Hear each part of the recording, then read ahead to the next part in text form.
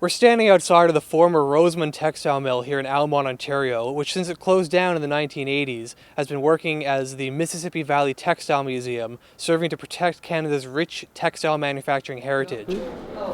All those industrial machines were sitting upstairs, but they had no interpretation. They weren't in any particular order.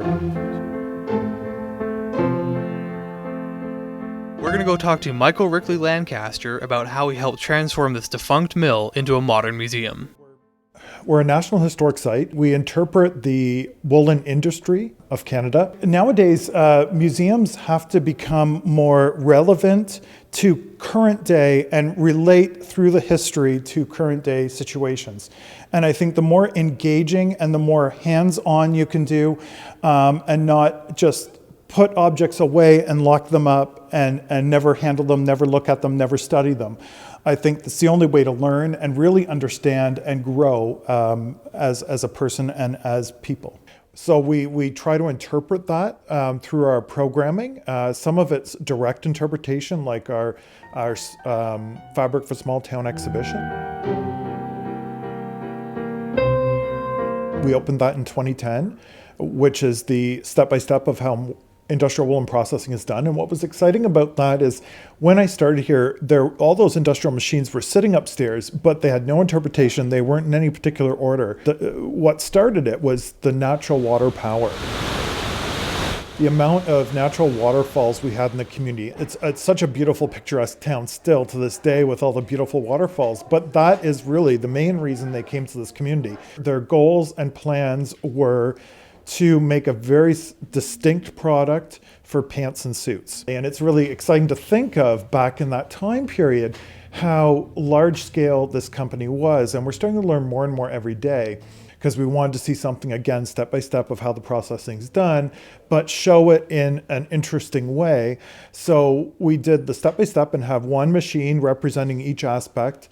But then we also did some multimedia components within that, which I found very exciting, doing the video recording, showing machines actually operating, and then also doing some sound components so you could hear what the machine sounded like. Some of the ones that stand out most to me is like the carding machine. So you can see really nice details that I like seeing throughout it. And you would have had maybe a whole floor in the factory devoted just to the carding machines. Then you have the large looms as well. And there's some interesting, quirky notes on the like graffiti on the loom that tell stories of its own.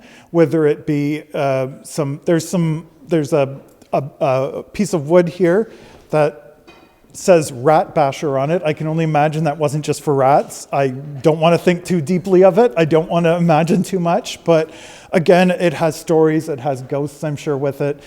We have in our collection examples of material that was made in this mill. So the idea is that we would actually recreate some of the fabrics and we would sell the fabric as a final product that people could purchase. For me, it's not really about revenue generating. It's more about that interpretation, that hands-on interpretation. We've always had a really good weave program here where master weavers volunteer their time. They come in and weave and interpret weaving to audiences that come through the museum. We have about 4 looms operating upstairs. We have a handful of volunteers working away at those looms. But one of the looms we most recently acquired was a 100-inch loom. I find that loom very exciting because it's 2 people sitting at a loom weaving simultaneously and really have to get into a rhythm. And it has become quite a popular program, and there are a lot of potential of growth for that program and reaching out and getting involved in more community groups coming in to try that project out. And it's, to me, a fun way of someone learning something historic, and they don't even feel like they're learning, they're just having a fun time while doing it.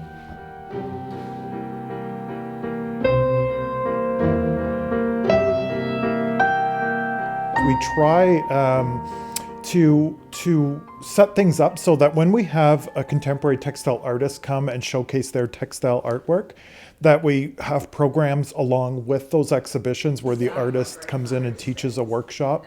There's a really wide range, again, like the workshop we had today, which is the penny rug workshop from Danielle Potvin. Very exciting to see people being engaged with old practices that are becoming new practices. Penny rugs originate from the States. They were made, they started making them at about 1860, and they were made out of scrap wool pieces. The traditional penny rugs were made out of circles more, like a big circle, smaller, 3-layer stick, and also tongues around the piece. So that's more like traditional, a tongue or something like a triangle around it. Contemporary, it tells you more like a story. You can have, fishes and houses and trees, and you can have the legend, for example, the flying canoe, People knew what color was being dyed that day because of what color was in the natural water system.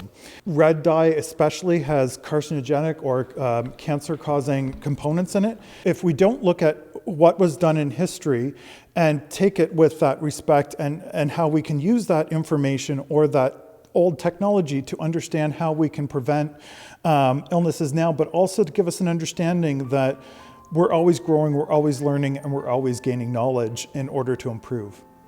The way to bring people into your museum is being current, contemporary, and edgy, if you will. But it's also looking forward and doing, like I said, using these industrial artifacts to actually get them operating again to produce materials. So not looking at an artifact necessarily as an object to just be put away in a box and shelved, and looking at how can we use those to educate and interpret.